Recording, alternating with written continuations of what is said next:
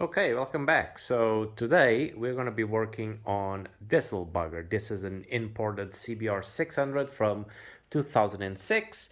So we need to get this beauty ready to get MOT'd so then we can do the legalization aspect. Now, most of it is sorted. We are going to install the mirrors and we're also going to install and finish up wiring the tail tidy.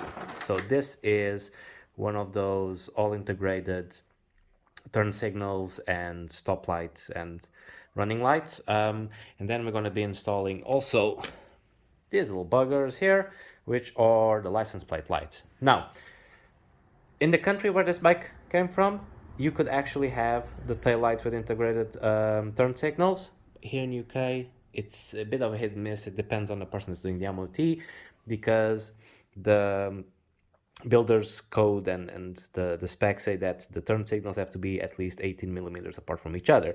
So to prevent the bike failing, what I'm going to do is I'm going to reroute the cables that actually operate the turn signals, which are these two little buggers, and I'm going to connect them to a separate set of turn signals that I'm going to be installing here on the side of the plate holder.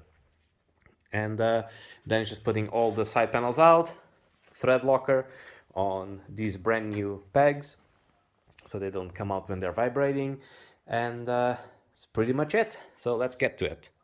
Okay, so the electrical system on this bike is just shot. As you can see, I got the tail light here, and if I go and turn the bike on, as you can see, you get some light from the tail light. It is on. However, if you press on the brake light, you can see it's not lighting up. If you step on the pedal, again, not lighting up, but that's because the circuit here is loose. So if I pull this, it would, as you can see, it lights up.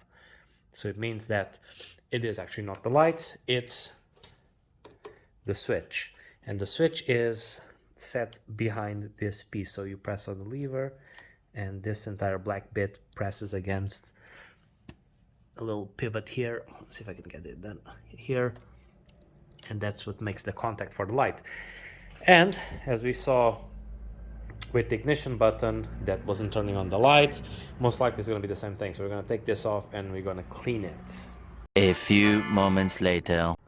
Okay, so now with the handlebar, with the lever out, you can see that this is the switch that turns the brake light on, and usually tends to be where the problem is, must be clean. It must be dirty, so it needs to be clean. So to take this off, there's actually, and I won't be able to film this, there's actually a really rusted screw here at the bottom that needs to get out. So for that, we're going to turn the handlebars all the way here so I get some clearance. Let's see if we can see there it is. This screw here needs to come out so that we can then remove the entire button out. So let's see how this goes. So you unscrew this screw here.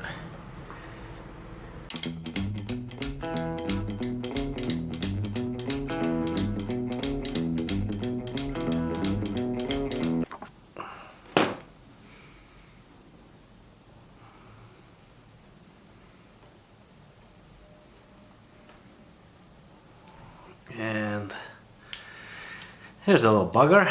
So let's give it a clean.